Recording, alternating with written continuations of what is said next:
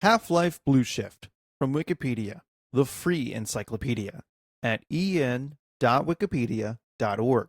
Recorded on May 28th, 2019. Contents: Section 1, Gameplay. Section 2, Synopsis. Section 3, Development. Section 4, Critical Reception. Half-Life Blue Shift is an expansion pack for Valve Software's science fiction first-person shooter video game, Half-Life. The game was developed by Gearbox Software with Valve Corporation and published by Sierra Online on June 12, 2001. Blue Shift is the second expansion for Half-Life, originally intended as part of a Dreamcast version of the original game.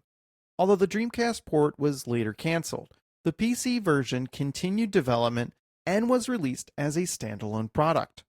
The game was released on Steam on August 24, 2005. As with Gearbox's previous expansion pack, Opposing Force, Blue Shift returns to the setting and events of the original game, but portrays the story through the eyes of another person.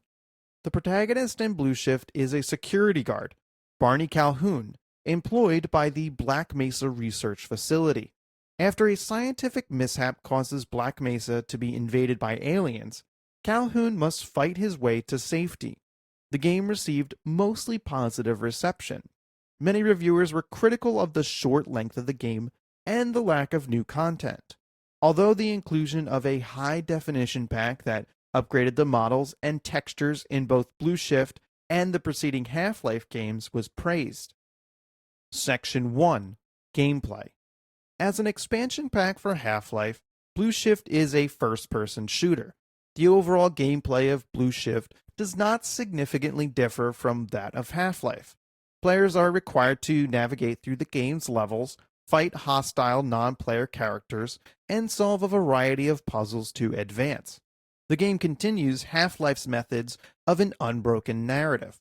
The player sees everything through the first-person perspective of the protagonist and remains in control of the player character for almost all of the game.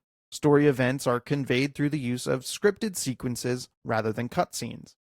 Progress through the game's world is continuous, although the game is divided up into chapters. The only significant pauses are when the game needs to load the next part of an environment. The player battles through the game alone, but is occasionally assisted by friendly non-player characters. Security guards and scientists will occasionally help the player in reaching new areas and convey relevant plot information. Blue Shift also includes a substantial section dedicated to keeping a major character in the story safe from enemy characters and escorting him to a specific location. A selection of enemies from Half-Life populate the game, including alien creatures such as headcrabs and vortigaunts.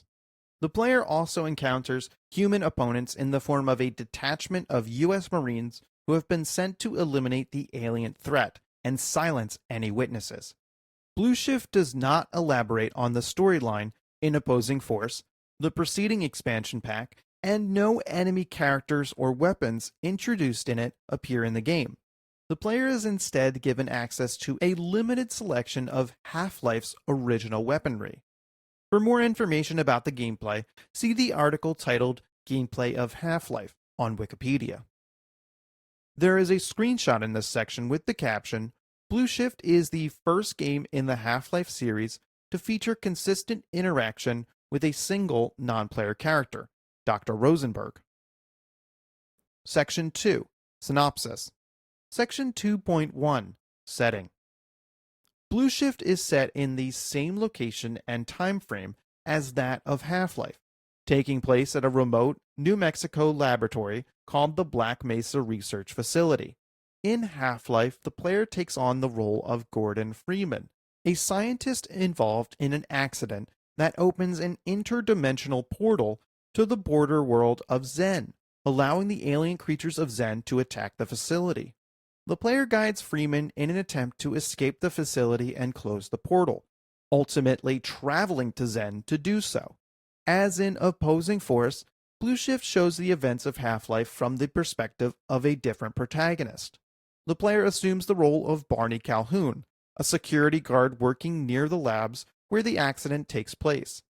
Calhoun is responsible for the preservation of equipment and materials and the welfare of research personnel, and after the accident, turns Black Mesa into a war zone.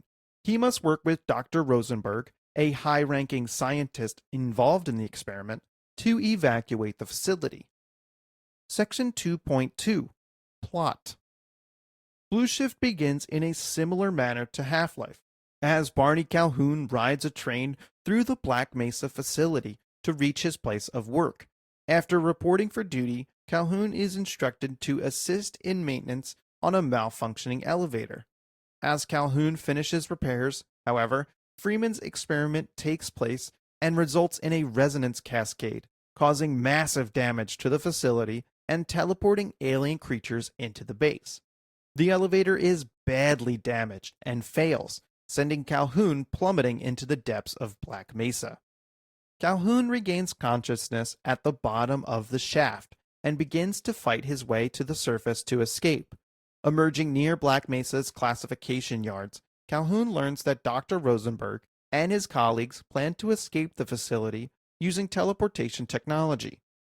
After freeing Rosenberg from the captivity of the U.S. Marines detachment sent to silence the facility, Calhoun escorts him to a decommissioned prototype teleportation laboratory where several Black Mesa employees have already gathered. Rosenberg then teleports Calhoun to the Zen border world to calibrate research equipment needed to pinpoint a teleport destination outside of Black Mesa. Upon his return, Rosenberg informs Calhoun that the teleporter's battery power has been exhausted and contact has been lost with a team sent to acquire a new power cell. Calhoun travels to the power generators on a lower level to find a fresh power cell while firefights rage between the Marines and the forces of Zen. After returning with a new power cell, Calhoun assists Rosenberg in evacuating the few surviving personnel through the teleporter. Calhoun is the last to enter the portal, and as he does so, Marines breach the laboratory and fire on him, causing the teleporter to explode. As a result of the teleporter's destruction, Calhoun enters a harmonic reflux, causing him to be rapidly teleported to a variety of locations in Zen and Black Mesa. At one location, he witnesses Freeman's capture by Marines midway through Half-Life, before eventually stabilizing at the intended teleport location with Rosenberg at the outskirts of Black Mesa, where they then escape the facility in a company SUV. Section 3. Development. A second Half-Life expansion pack revolving around a security guard in the facility was first announced in the second quarter of 2000 as part of an upcoming Dreamcast version of Half-Life, under the working title Half-Life Guard Duty. Although the main Dreamcast port was to be developed by Captivation Digital Laboratories, the new expansion was to be developed by Gearbox Software, the same studio who developed Opposing Force. Publisher Sierra Entertainment later officially announced the expansion on August 30th, 2000, revealing the name as Blue Shift. As with Opposing Force, the name Blue Shift has a double meaning, referring to both the Blue Shift light phenomenon and the name of the shift that the protagonist is assigned to. The Dreamcast version of the game was set to include higher detail models and textures that were double the polygon count of Valve Software's original Half-Life models. At the European Computer Trade Show in September 2000, information about Blue Shift's story and the development direction was revealed, along with the release date of November 1st, 2000, for the Dreamcast version of Half-Life. The game was delayed by Sierra to ensure the high expectations of consumers were met, anticipating release by the end of the year. Further media gameplay and story information was released in the following weeks and months. Despite this, the Dreamcast version of Half-Life still did not emerge, and speculation in May 2001 suggested the game would be cancelled. On June 16, 2001, Sierra terminated development on the Dreamcast version of Half-Life, citing changing market conditions in a press release. GamePro magazine, however, received and published a 2-page review of the game. A late-stage build of the Dreamcast version was eventually leaked to the internet, featuring essentially complete versions of both Half-Life and Blue Shift. Although the Dreamcast version of Half-Life was cancelled, Blue Shift persevered. Prior to the cancellation of the Dreamcast version, Sierra announced on May 29, 2001, that Blue Shift would be released for PC as well.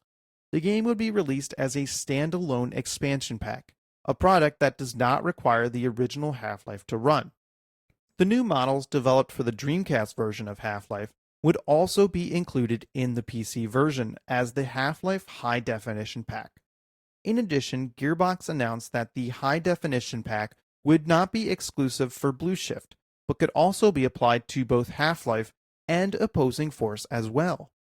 At the Electronic Entertainment Expo in 2001, Gearbox announced that development of Blue Shift had been completed and exhibited a playable version of the end product. The game was released on June 12, 2001.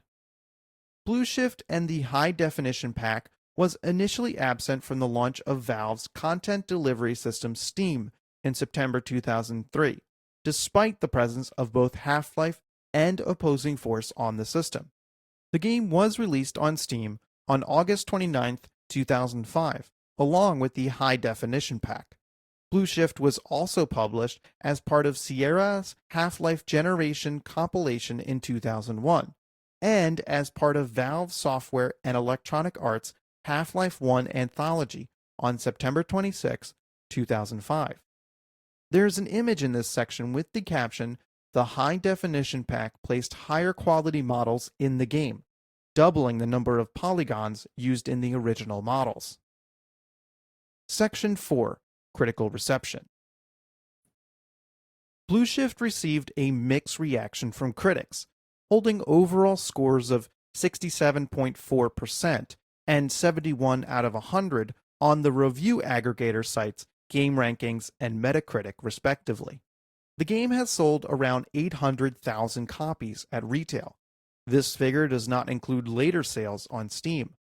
In a review for IGN, critic Tal Blevins noted that Blue Shift's gameplay is pretty much what we've come to expect out of Half-Life, by blending action and puzzle solving, stating that the latter were all logical and well done, although some of the jumping puzzles were frustrating. Though IGN praised the game for maintaining the epic feel of the original, Blevins was critical of the relatively short length of the game. GameSpot reviewer Greg Kasavin agreed with many of IGN's criticisms, stating that it's not that the game is easy so much that it's extremely short, and that Blue Shift doesn't amount to much on its own terms.